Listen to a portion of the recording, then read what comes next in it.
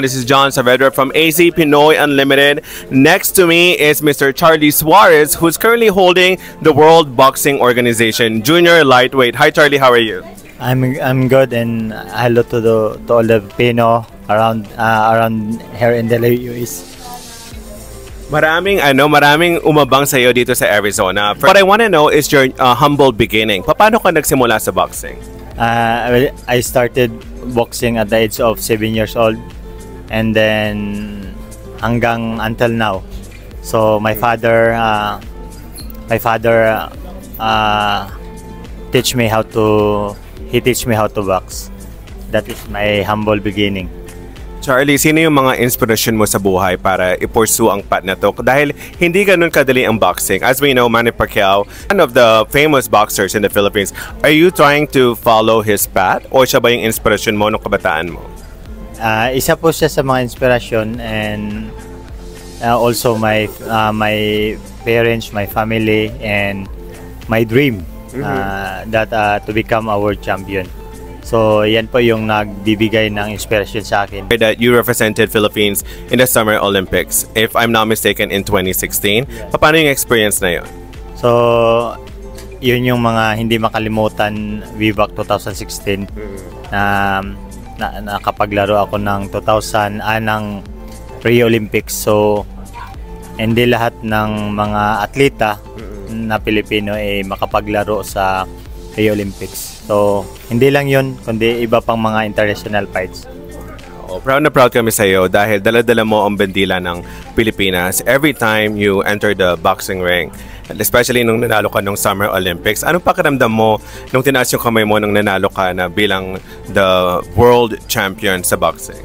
I'm so happy, and yun yung priceless moment na hindi mo ko na pwedeng balikan. Anong masasabi mo sa lahat ng Pilipino sa buong mundo, hindi lamang sa Pilipinas or sa Arizona, but worldwide, sa lahat ng mga sumusuporta sa iyo? Sa lahat ng mga Pilipino around the world, please continue to pray and support me. Hindi lang sa akin, kundi lahat ng mga atletang Pilipino that they give honor and glory to our country. Pang ilang belt mo na yan? This pang 9. Hi, this is Sharon of AZ Pinoy Unlimited. And so as we continue the interview with Mr. Charlie Suarez, we are so very, very proud of the game that you accomplished last night. Napaka-proud talaga, no? Nandito tayo ngayon sa Halo Halo Kitchen to do this interview. So he is actually the WBO International Lightweight Champion. So after winning, you occupied this current International Lightweight Junior Division titled sa position na ito. So how does it feel na napanalunan mo ang title na ito? For me, ito yung hindi makakalimutan ng isang atleta na yung pinaghirapan ay makuha nila. So this is part of my journey as a fighter and as a boxer. So hoping that marami pang mga belts na makukuha. Hindi lang ito, kundi sa iba pang mga sa world title fights. Nice. Nabanggit mo kanina that this is your 9th title, is that correct? Yeah. Ito yung pang 9th title belts ko sa regional. Ako lang yata yung first Filipino na nakakuha ng ganito sa isang belt sa mga regional titles. Wow, napakagaling po talaga, ano? So, kahapon napanood namin talaga yung fight mo. Left kagad. I understand that there was supposed to be 10 rounds. But sa 3rd round pa lang po na knockout mo na siya kagad. Ang feeling nung pangyayari na yon? Unexpected na moment yon, and then hindi namin inasahan. So, but I obey and follow what my team, my coach said na kung ano po yung dapat gawin dun sa taas ng ring. And yung pinag-trainingan namin, ensayuhan namin dumating at nagawa namin na-execute namin ng maayos. That's very nice then, ano? Can you tell us a little bit of what preparations you did to accomplish this title?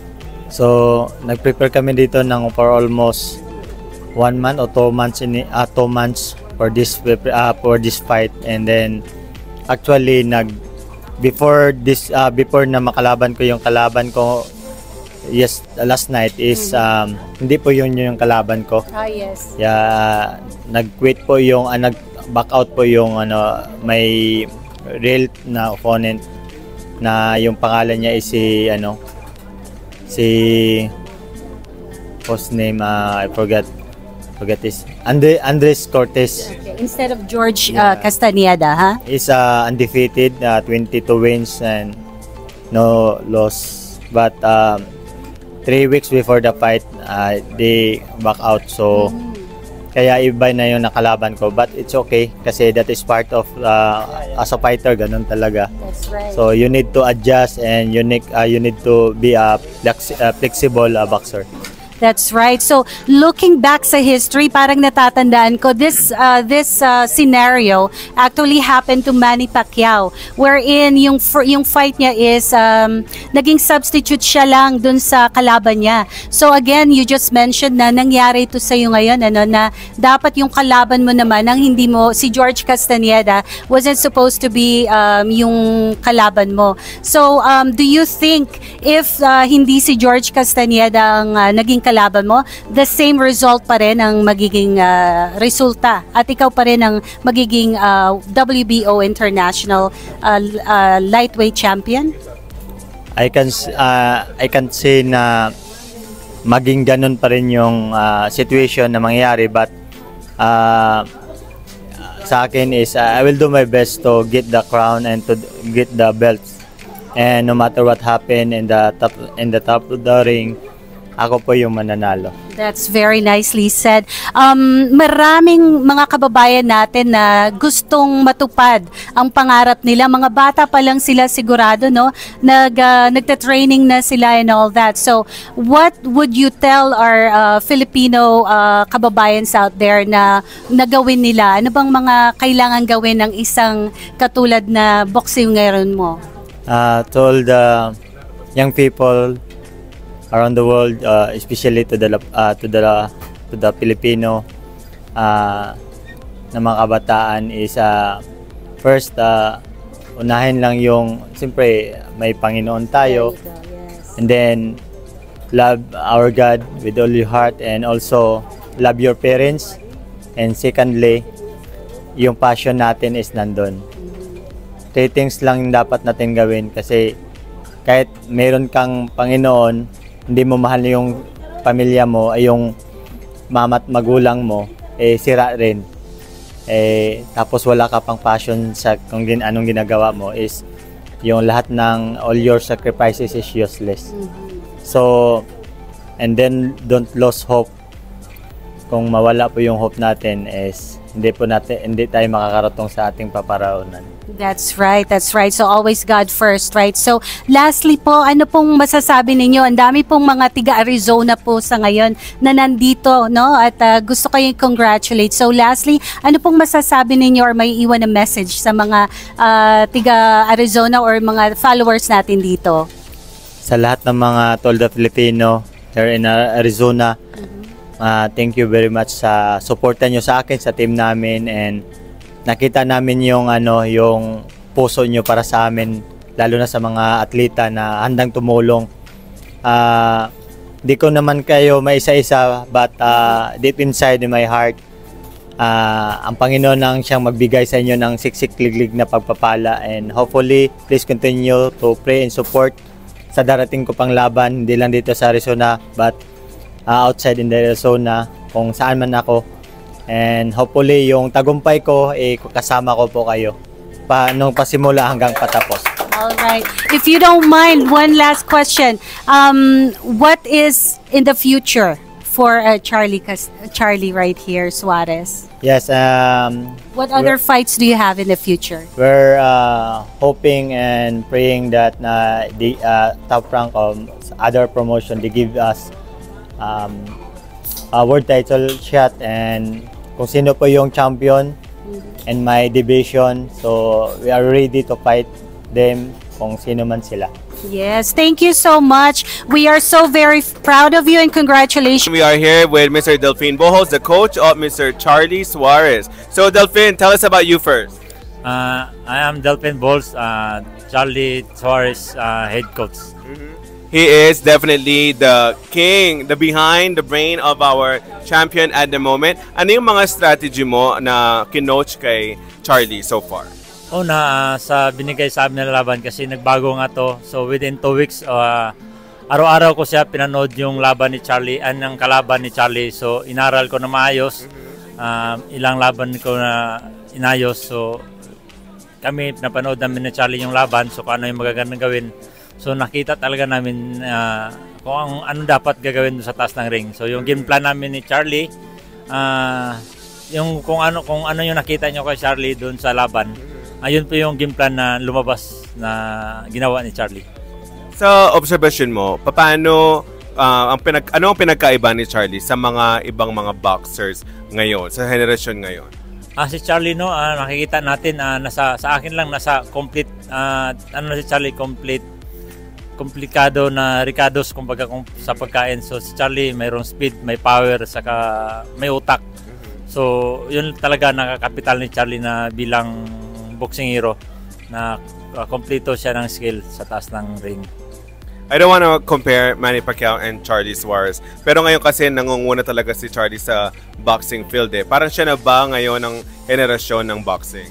Para sa akin, hindi ko man pwede i-compare si Charlie sa Senator Manny kasi magkaiba po yung ginawa ni Senator Manny sa larangan ng boxing. So si Charlie naman, gagawa siya ng sarili niyang pangalan para makilala din kung sino si Charlie Suarez. Alam ko nakikita ka parate behind the scene, di ba?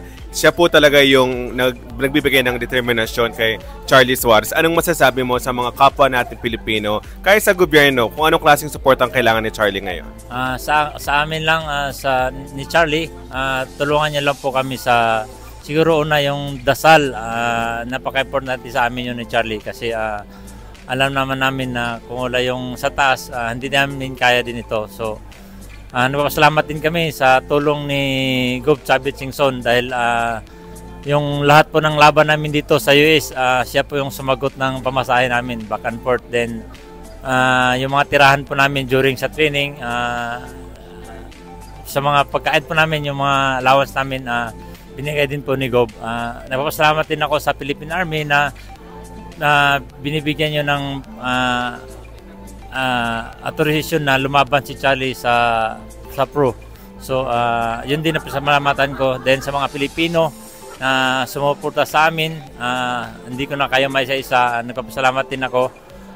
Then sa mga tao na lalo na sa mga dito sa states, like sa Oklahoma kung saan kami unang lumaban, sa mga Pilipino doon.